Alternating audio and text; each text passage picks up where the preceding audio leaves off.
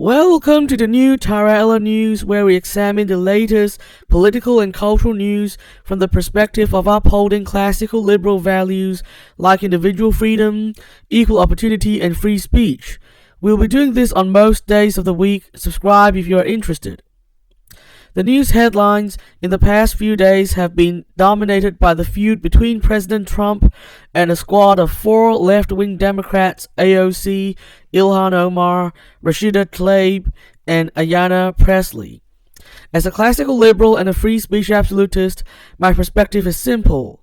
Even though I have had plenty of disagreements with what AOC and Ilhan Omar have said in the past, they have every right to say what they believe, and it is clearly wrong to tell an American citizen to pack her bags and leave America just because she said something you didn't like. This would be morally no different to the deplatforming that happens in college campuses. Note that I don't stand with the squad and what they have said at all, but I stand with the principle of free speech at all times, as any liberty-loving individual would.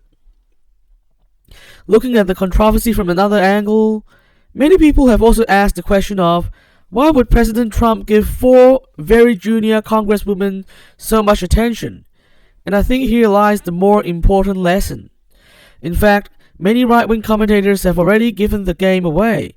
They are overjoyed this episode has given the squad so much prominence, imagining that perhaps they are now the public face of the Democratic Party going into the 2020 elections. In other words, they're happy to play up this identity-based culture war thing so that Trump and the Republicans can do better in November 2020. This shows that, as I've always argued, while identity-based culture wars have generally been launched by the critical theory wing of the left, many actors on the right are also not below pouring gas on the fire if they think it would benefit their team. In the past few years, with the rise of critical theory-inspired identity politics in some sections of the left, some people have sought refuge from identitarianism by moving to the right. But ultimately, this is not an entirely satisfying solution either, to put it mildly. I mean, independent freedom fighters like myself are always committed to opposing the identity culture wars, whatever the consequences. To people like us, this chaos distracts from the important policy debates and, more importantly, fractures the social fabric and tears up the social contract with disastrous long-term consequences. Therefore, we believe that whatever your political affiliations are, it's simply never justified to encourage this chaos.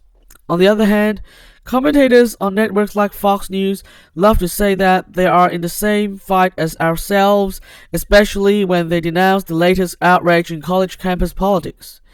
But are they really in the same fight as us?